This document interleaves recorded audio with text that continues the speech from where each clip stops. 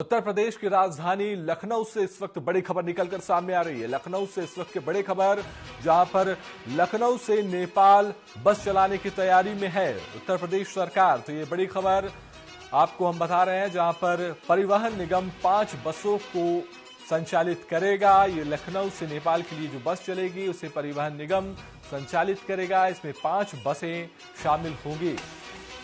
तो प्राण प्रतिष्ठा के बाद श्रद्धालु बढ़े हैं। अयोध्या में लोगों का आना शुरू हो गया है, क्योंकि श्री राम लला का जो ननिहाल है वो नेपाल माना जाता है। इसलिए नेपाल से बड़ी संख्या में श्रद्धालु अयोध्या में श्री राम के दर्शन के लिए पहुंच रहे हैं, जिसलिए अब उत्तर प्रदेश सरकार ने एक नया फैसला किया है, जिसमें कि 5 बसें जो हैं लखनऊ से नेपाल के लिए चलाई जाएंगी,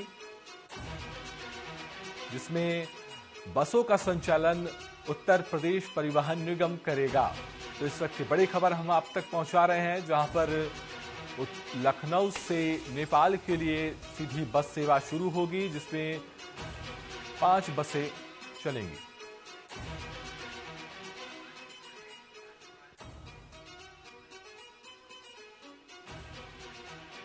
इस खबर में ज्यादा जानकारी के लिए हमारे साथ लखनऊ से हमारे ब्यूरो हेड दानिश वारसी जुड़ गए हैं। जी दानिश जी, अब एक बड़ी खबर निकलकर सामने आ रही है, जहां पर लखनऊ से नेपाल के लिए बस चलाई जाएंगी। इसको किस तरह से देखते हैं? श्रद्धालुओं का भी आना अब अयोध्या में शुरू हो गया है, लखनऊ में शुरू हो गया है।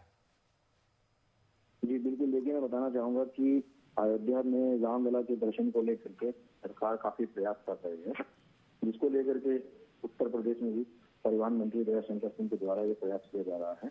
और इसके साथ ही जो है नेपाल से अंतर्राष्ट्रीय देश आता है, तो नेपाल से भी परमिट प्राप्त करके लखनऊ से सीधा नेपालगंज और नेपाल के लिए बस चलाई जाएगी, जहां पर श्रद्धालु लखनऊ से सीधे नेपाल पहुंच सकेंगे और नेपाल से सीधे लखनऊ भी पहुंच सकेंगे। हालांकि ये जो प्रोजेक्ट है 5 बसों को लगाने का, जो राम मंदिर को लेकर के शुरू किया गया है, प्राण प्रतिष्ठा के बाद से जो तैयारियां शुरू की गई है वो ये तैयारियां हैं कि 5 बसों को लखनऊ से सीधे नेपाल तक छोड़ा जाएगा और नेपाल के जो श्रद्धालु हैं वो अयोध्या तक आ सकेंगे। इसके साथ ये फायदा ये भी हो रहा है कि दिल्ली से भी कहीं न कहीं लखनऊ वाया होते हुए नेपाल तक बस शुरू करने का प्रयास चल रहा है।